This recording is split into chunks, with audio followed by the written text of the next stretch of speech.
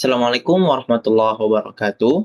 Eee, Kami dari kelompok 4 beranggotakan saya sendiri Abbas, kemudian Muhammad Asrar Gilang dan juga Muhammad Syahrul Raban. Kami di sini, pada tahap design thinking, mengambil mata kuliah design thinking, kami mengembangkan Pundi Pintar, yaitu sebuah gamifikasi untuk meningkatkan, literasi keuangan. Background dari kami mengangkat permasalahannya adalah ada beberapa hal. Yang pertama, rendahnya indeks literasi keuangan Indonesia, di mana masyarakat Indonesia memiliki literasi keuangan yang sangat rendah dibandingkan dengan negara-negara ASEAN lainnya. Padahal Indonesia memiliki populasi yang lebih besar dibandingkan dengan negara-negara ASEAN. Dapat dilihat faktor yang menyebabkan rendahnya literasi keuangan antara lain yang pertama adanya kemiskinan. Tentunya kemiskinan dan ketimpangan ini akan memberikan literasi keuangan yang rendah. Yang kedua, di mana parenting dari faktor kemiskinan juga seringkali kurang mengajarkan tentang keuangan yang seringkali dianggap tabu oleh masyarakat. Lalu apa dampaknya jika literasi keuangan yang rendah dan juga inklusi keuangan? Yang pertama, rendahnya literasi keuangan akan berdampak pada permasalahan sosial yang berkelanjutan, terutama yang pertama pada judi online yang terus meningkat. Indonesia menjadi negara dengan judi online tertinggi di ASEAN dan juga hampir di Asia. Nilai transaksi Indonesia juga mengalami kenaikan dari tahun ke tahun yang akan memberikan kerugian bagi negara, di mana nilai transaksi judi online di Indonesia pada tahun yang lalu berjumlah 327 triliun, naik 1.974% dalam 3 tahun terakhir. Yang kedua, akan berdampak pada angka investasi yang rendah. Padahal angka investasi akan sangat berpengaruh pada proses pembangunan dan juga pengembangan dari suatu negara, di mana hanya 3% masyarakat yang paham mengenai investasi dan mengalokasikan aset yang baik. Sehingga ketertarikan kami akhirnya membawa kami untuk proses pertama, yaitu discover, di mana kami melakukan pertama literatur ilmiah, kemudian wawancara dan juga observasi.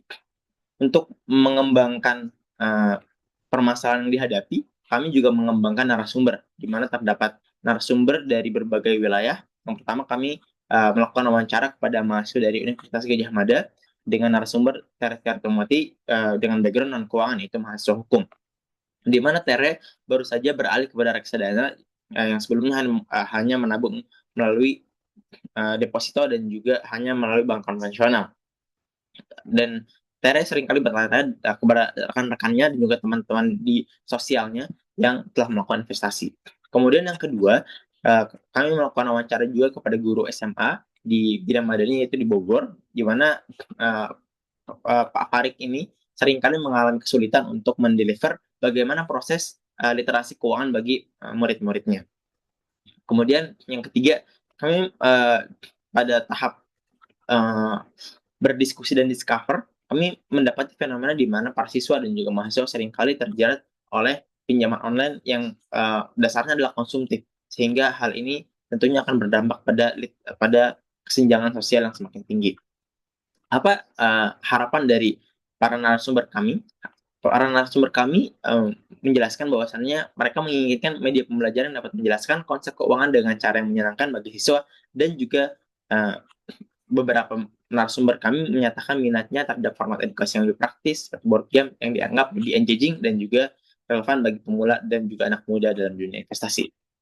Pada tahap define, kami juga mendapatkan beberapa insight, yaitu perlunya user kami terhadap media edukasi keuangan yang mudah dan menyenangkan, dan juga yang kedua alat bantu pengajaran yang bisa menjelaskan konsep keuangan dengan cara yang lebih menarik dan juga interaktif. Sehingga kami mendapatkan beberapa opportunity, yaitu pertama di area gamification, kemudian entertainment dan juga media. Dan didapatkan problem statement, yaitu user membutuhkan alat edukasi yang mudah, menyenangkan dan juga valid. Di mana kami kemudian mengumpulkan dalam konsep How Might We, yaitu yang pertama, How Might We menciptakan alat edukasi yang mudah digunakan tanpa membutuhkan latar belakang keuangan yang kuat. Kemudian How Might We membuat pembelajaran literasi keuangan menjadi aktivitas yang seru dan interaktif bagi anak muda. Selanjutnya Baik. ada step 3, yaitu develop atau idea. Pada tahap develop, tim menggunakan metode brainstorming, idea generation, dan effort impact matrix. Tahap brainstorming menghasilkan 24 ide dan 7 cluster ide. yaitu ada board game, mobile aplikasi, workshop, kompetisi, offline corner, dan entertainment, serta AI chatbot. Kemudian ada 7 klaster ide dipetakan dalam matriks dampak dan usaha.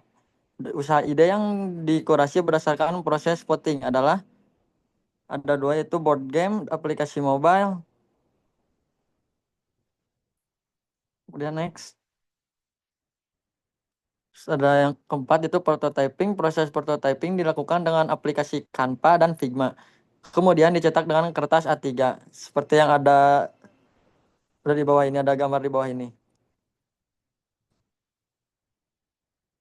Kemudian ada iterate, yaitu proses deliver dan testing dilakukan dengan mahasiswi dan dosen akuntansi serta mahasiswa DKV. Yang pertama ada dari Lilis Karlina Windasari, mahasiswa akuntansi TELU. Permainannya cukup menarik dan menggambarkan wawasan investasi. Kemudian ada juga dari Dr. Andas Sri Saraswati, yaitu dosen akuntansi TELU. Menurut dia juga ini sangat menarik dan bisa pembelajaran formal maupun informal untuk memahami instrumen investasi. Kemudian ada juga Sisil Mutia, Kansa, Belvani, dan dia. Mereka merupakan mahasiswa DKV TELU. Sebagai mahasiswa non keuangan, kami merasa Pundi Pintar memberikan edukasi dan wawasan baru dengan gamifikasi. Nah, ini ada hasil feedback yang kemudian didesain ulang dan pembuatan instruktur bermain. Nah, ini gambar bermainnya ada di gambar sebelah kiri. Kemudian di sini juga tertera ada instruksi bermain seperti jumlah pemain, durasi permainan, kemudian serta tujuannya. Ada juga persiapan awal, dan pastinya setiap game juga pasti mempunyai aturan-aturan seperti yang ada di bawah ini. Ada aturan dasar, kemudian kartu khusus, dan adapun kondisi yang menang.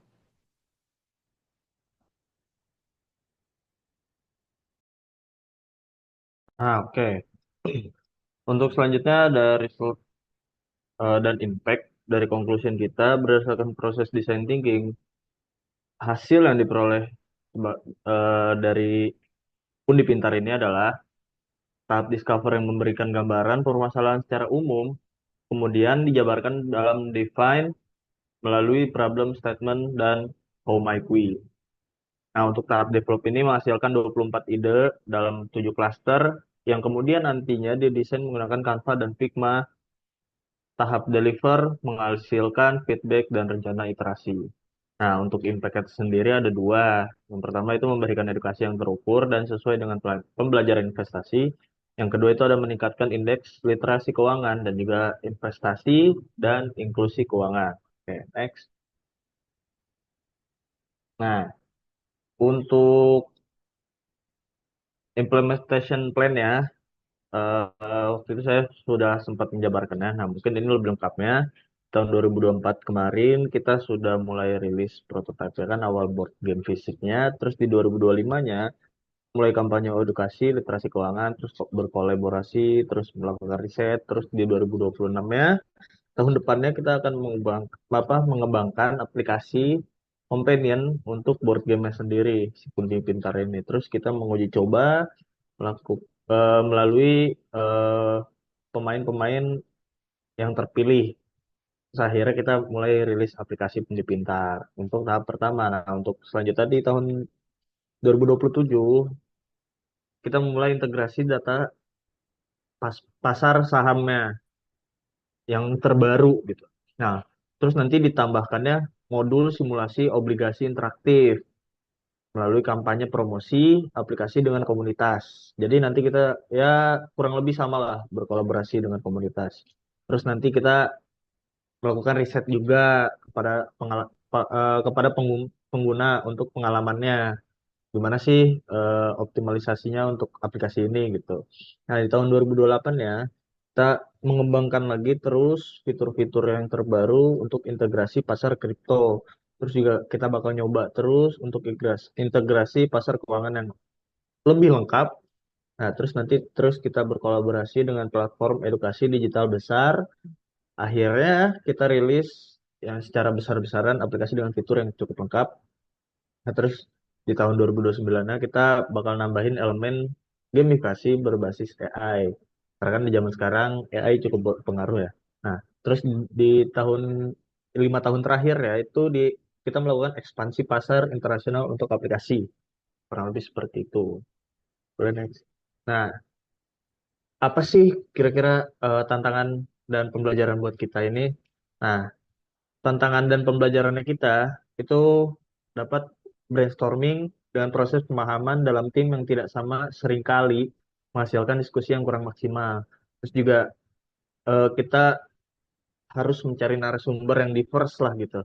Narasumber yang berasal dari lingkungan yang sama, kadang juga kurang menggambarkan fenomena fenomena secara luas, keterbatasan waktu, menjadikan proses mencari narasumber terbatas. Nah, kurang lebih challenge dan learning kita seperti itu. Oke, kurang lebih Pundi Pintar segitu dulu aja. Terima kasih yang sudah menonton. Terima kasih yang sudah memperhatikan dari awal sampai akhir. Assalamualaikum warahmatullahi wabarakatuh.